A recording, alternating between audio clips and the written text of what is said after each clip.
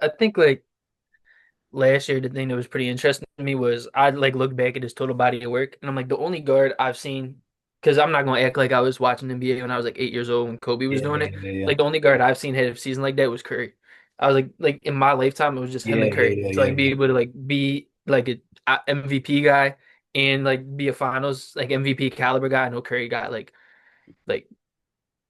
deserves some Finals MVP at least one day. He didn't like get, Yeah, in my yeah, yeah, yeah. opinion, but like he was still a Finals MVP level guy in those seasons.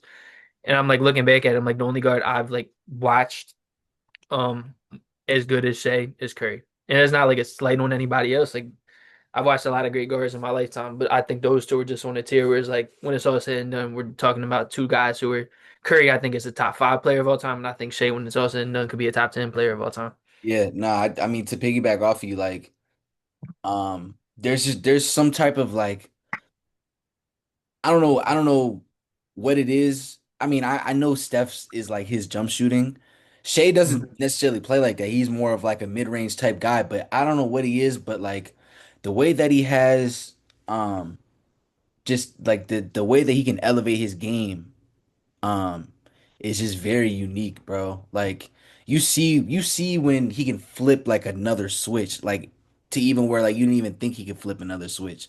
And it's like it's very similar to kind of like you said, like a lot of the guards that were in that same class of Steph, like Russell Westbrook, Kyrie, Chris Paul. Like I know I'm missing some guys, but like to just see Shea even like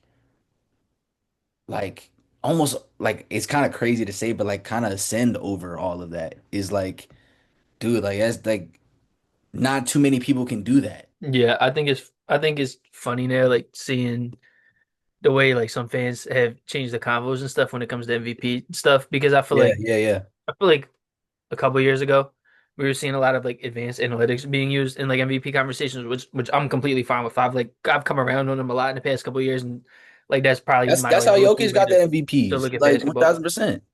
Yeah, but like now the thing is like you look at it as like is like Jokic is leading in like some metrics like Darko DPM and LeBron, but then you go to like EPM, which was like D1 that was being used to like hype up Jokic because of like his like team around him and stuff and his Yeah, like yeah, overall yeah. impact. And Shea is just destroying him in that like for a second straight year. And Yeah. I feel like when we see that, like when we see the MVP people like talk about it, like they don't bring up like the analytics anymore at all. They just talk about like, oh, triple double, oh, like 30-point triple double, like this and that.